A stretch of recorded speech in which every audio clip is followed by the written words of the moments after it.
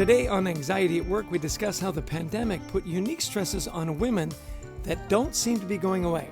I'm Chester Elton, and with me is my dear friend and co-author, Adrian Costick. Well, thank you, Chess. Yeah, as women navigate returning to work or want to move upward in their current positions, well, they need resources to make the greatest game plan for success. That's what our discussion today is going to be all about.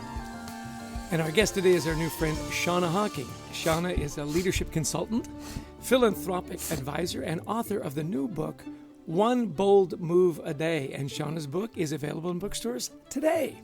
It's by McGraw-Hill, and it draws from over 20 years of experience working with teams within institutions such as the Wharton School, Children's Hospital of Philadelphia, and Duke University. She explains how women can best support each other and themselves in leadership roles. Shauna, welcome. I'm so glad to be here. Thank you, Chester. Thank you, Adrian.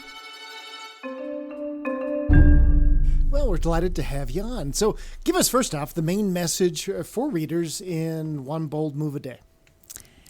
The main message in One Bold Move a Day is that a single measurable act each day has the power to change the trajectory of your career, leadership, and personal life. Wow, that's very really concise. Succinct. I love it. Yeah, that's the elevator pitch. Okay, so let's push you on this. Okay, so especially for you're on this Anxiety at Work podcast. I people with anxiety, we love to be in our ruts, right? You don't want to get out. So how do I make one bold move today when I have no desire maybe to do that? Why would I want to? And what's the benefit for me? So when I think about this in the context of having anxiety at work or in life, One Bold Move a Day is a way to help calm the stressors that we feel in the external world because it gives us a clear pathway and purpose. And all we're saying is to do one of these bold moves a day. And it's attainable even when things feel uncertain, unsure, or you feel like you're not feeling motivated because a bold move is defined by you and it changes and evolves each day and over time. So today, our bold move is having a conversation that we believe will help other people. But tomorrow, our bold move may be negotiating a 6 or 7 figure contract or reaching out to a friend we haven't talked to in a long time. And I think that's the way that everybody feels like they can be a part of this strategy. Hey, Shannon, before we go on, we're going to break here. I'm hearing some clicking. You might need to have a drink or something. I'm hearing some kind of clicking with as you talk. Kind of moisten your mouth and stuff. So sorry. Thanks for letting me know. I want to make sure you sound good. So okay. Yeah, I'll do the same thing, so you're not alone. Thank you. I wonder if it's my headphones clicking against my. I'm going to put this in just to be safe. Oh, okay, great. Because sometimes the women's jewelry thing. Yeah. So I think you're sounding better though. You okay, good. Better. Yeah. Thank you. Excellent. Okay. So, Shauna, what I really like about what you just said is you define what the bold move is.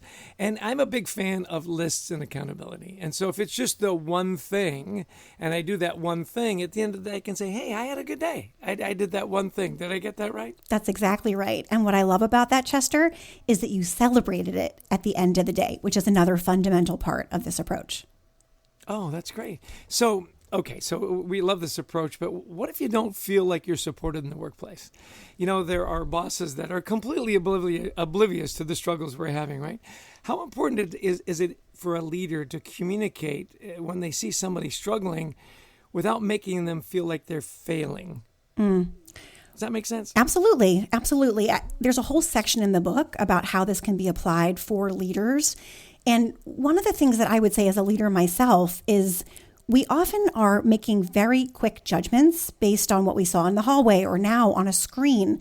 So instead of making those judgments, it's better to get curious. It's better to ask questions, to let other people share with you how they're feeling, what they're experiencing, and what their challenges are, rather than defining them for them when we might be missing half of the information.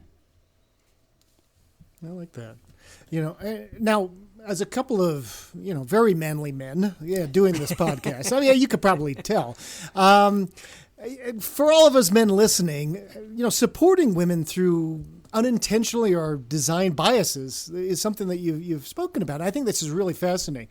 I was in a training recently, and it was an unconscious bias training, and a man raised his hand and said, "We don't have any of that here." And the trainer said, it's unconscious, so help us through this idea, because, we want to help as men, but sometimes, we may be implying that the person can't handle a challenge. So how do we look for these sort of thought traps and provide proper support, maybe to the women in our care if we are leaders or team members?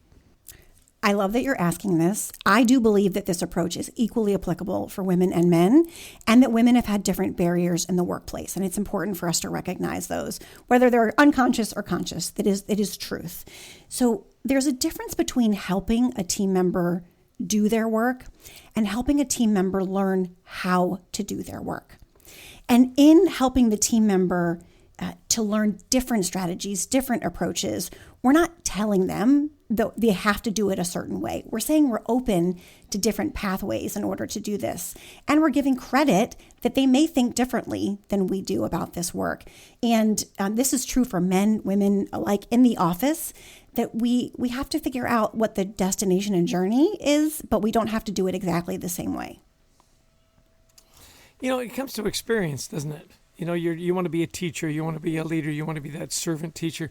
How do you, we've always said, look, one of the great ways, I've got to pause here. Our cleaning lady is vacuuming outside my door. I've got to stop that. I don't think we can hear it, though, so you may be okay. I don't know. Brent may be able to tell us, but I can't hear it. I can't You can't hear it? No, I think you're okay.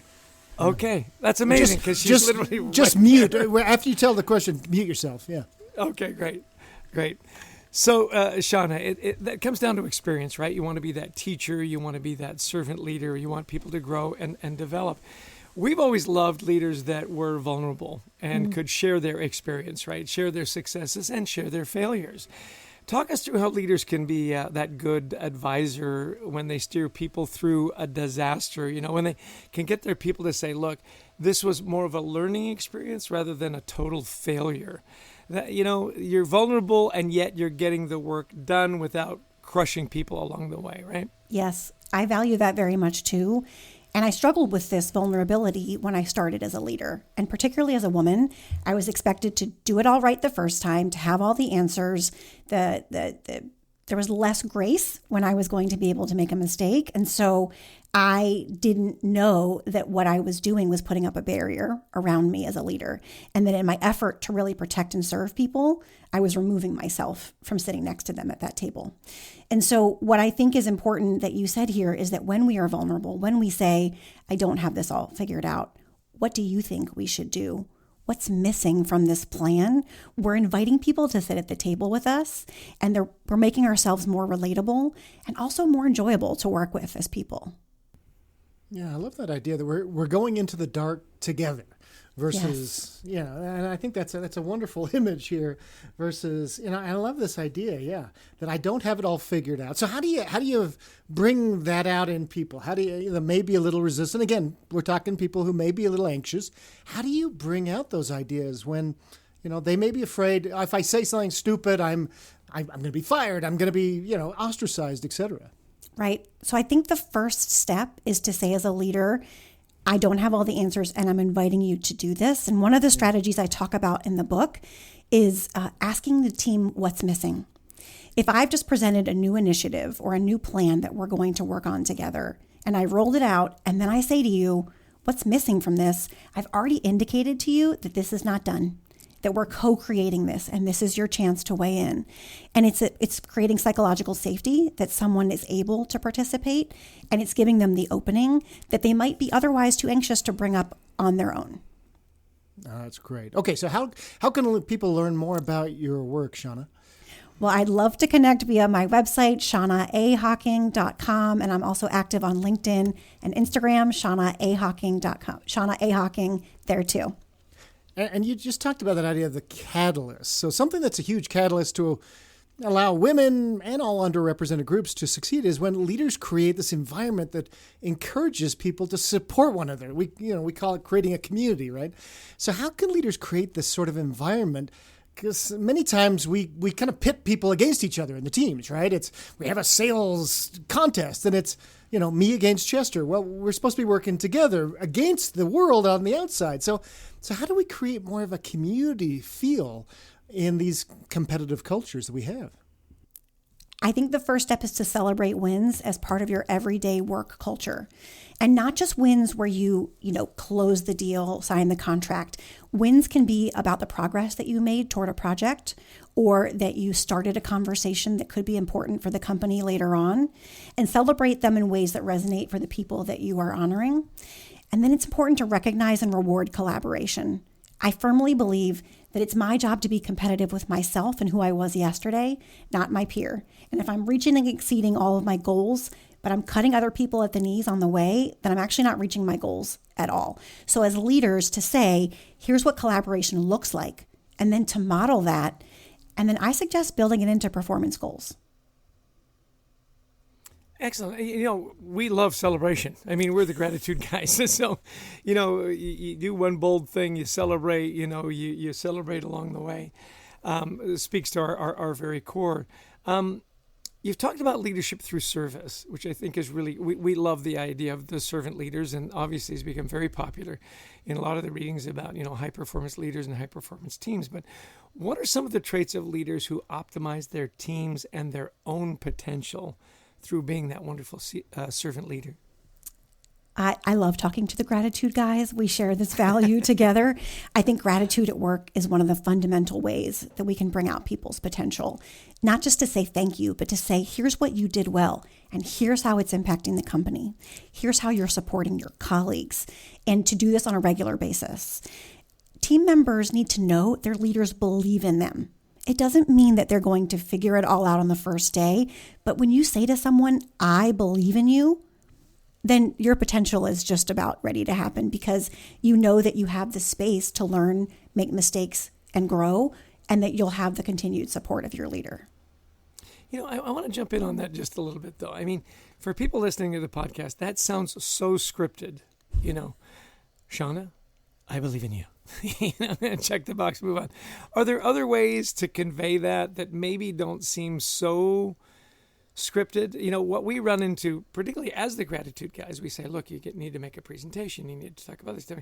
And sometimes it comes across as very mechanical, like they're reading from a sheet from HR. This is how you celebrate. This is how you present an award. And it just came across to me, and maybe it's just me, that when I come up and say, I believe in you, I get if you say it right and you've got a relationship, that's meaningful. What if you don't? How do you say that maybe in a couple of other ways? Sure. Well, it does have to be authentic, because if you're reading someone else's script, the team member is going to know. So when you and I say that, the way we just said it to each other, I felt that, Chester. I could feel that you believed in me in that moment. And I want to believe that you could feel that I believed in you. And when we believe that, then it comes out naturally. But that's not the case for everyone. So other ways to say, I believe in you, is to say, you know what, I'd love for you to step in and staff this meeting today with the C-level team. You've been working on this presentation. I feel confident in your abilities to present on my behalf. And then let them go and have that learning experience and know that you trusted them and their expertise to be at that table. Or you could say, I am really struggling with this aspect of the work, and I would like for you to take a stab at this part of the project. So you're putting them on that peer level with you. And by doing that, you are saying, I believe in your capacity to do this work. But you may not have said the words, I believe in you, when you did that. Excellent. Thank you.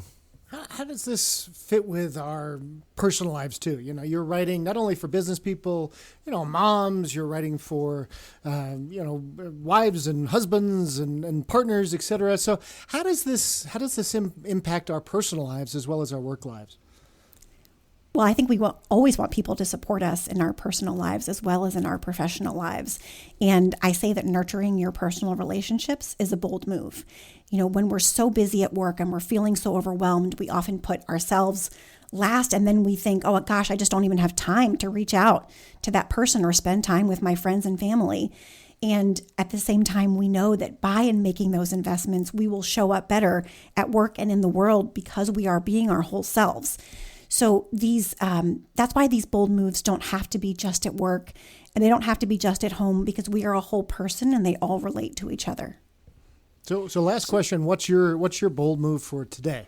I was just going to ask the same question. Okay, yeah. That's so great. That's We've great. known each other for a while, so Yeah, it doesn't yeah. surprise me, yeah.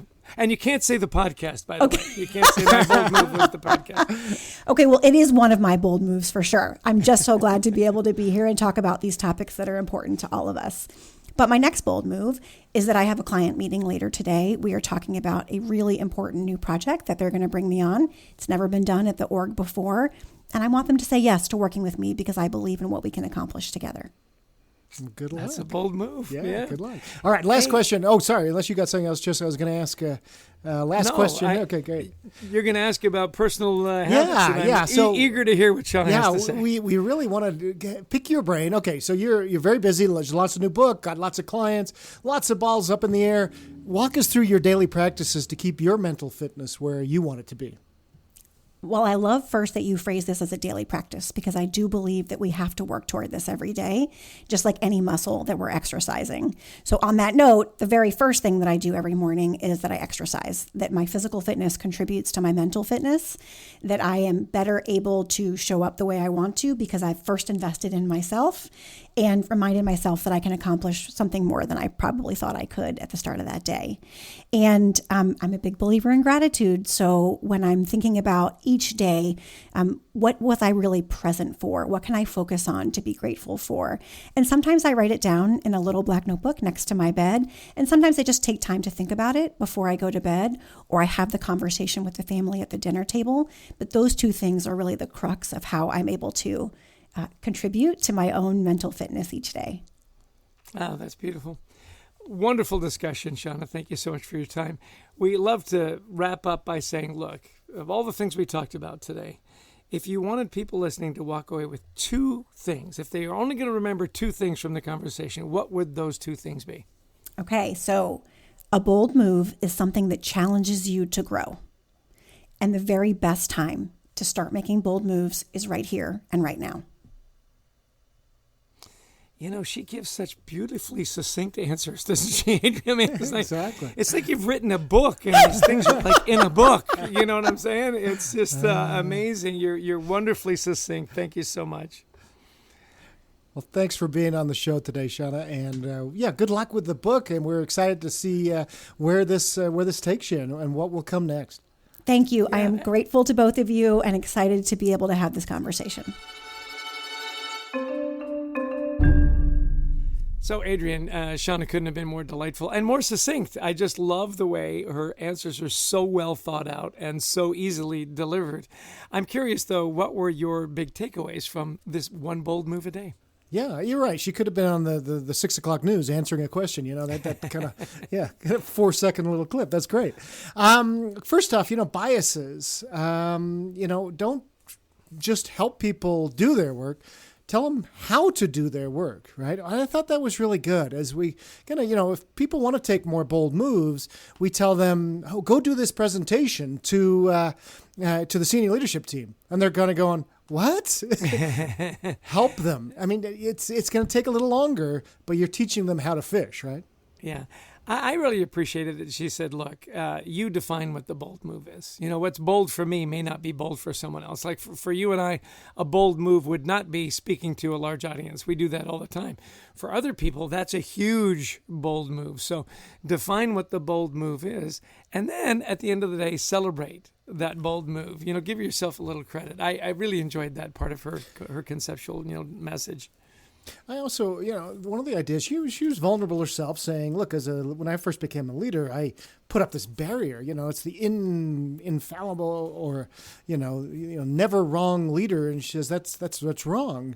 So what we need to do instead to get people to be a little bit more bold is to say, look, I don't have all this figured out. I'm inviting you to be a part of solutions. You want people to be a little bit more bold. And every organization we've ever gone into says, I want my people to take more ownership. And yet they do everything they can to sometimes quash that. So she's saying, what a great little thing as a leader saying, hey, here's a new idea. What's missing from this? Love that. Yeah, that was the question.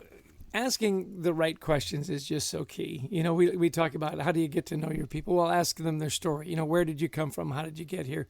Where do you want to go? Kind of thing. That question about what's missing, that was my biggest takeaway of the whole conversation. I don't have all the answers yet. Is there anything missing? What's missing? I think that's such a great open door question that says, let's put our minds together and make what we think is already pretty good even a little better. And then her personal practices. What did you think of that? The things that she makes sure that she does. Well, I thought, this was really good too, is that idea of, it's the daily practices, and one of them was gratitude. And I kind of come back to how often I was just doing some work with a client, and, they're so worried about having their salespeople compete with each other. And what her point was is, no, we're competing with ourselves. And how often do we do that, right? You're top 10. Great. Well, who cares? What have you done versus what you did last year? Are you improving? Are you pushing yourself? Are you finding new ways to stretch and grow versus competing with everybody else? That's what gratitude should be around. So I thought that was really important, not only being grateful every day to herself, but also, teaching leaders a little bit more of what gratitude means and who we should be competing really with. Yeah, I also appreciate, and we've heard this many times, people will say, look, for my mental health, I need to exercise. I need to get out and go for a walk. I need to, get in motion. I had a wonderful coaching session earlier today, a leader that's going through a lot of transition, moving homes and studios and businesses and people, and got off track. And how important it is to do that reboot, that reset. Forgive yourself because you haven't been doing it for a week or two or however long, and just say, hey, today my bold move is going to be to get back on track and take care of my mental health. And with you, it's a daily discipline. You just kind of set your mind, I'm going to do it. Now, if you don't do it today, tomorrow, forgive yourself. As our friend Marshall Goldsmith says, let it go. You can't change it. Reboot. Have your bold move for today. Get back on track and create a better life for yourself today. Well, those were my takeaways. Did I miss anything? What's missing, Adrian? That is great. No, yeah, what's missing? I love that. Yeah, well, we want to thank Shauna for being on today. We want to thank our producer, Brent Klein, and to Christy Lawrence, who helps us find amazing guests. And all of you listened in. Now, if you like this podcast, we have a special offer for you to go to thecultureworks.com. That's where Chester and you can find everything about us, but there's also some wonderful free resources.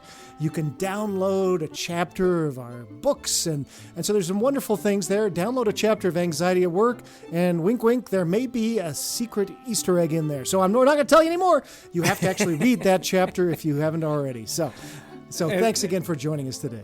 Yeah, as Homer Simpson would say, ooh, Easter egg.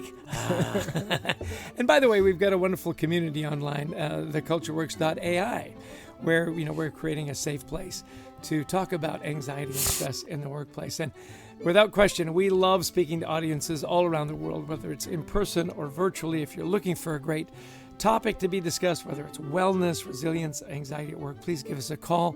We'd love to speak at your event. Well, we hope this has been helpful for you.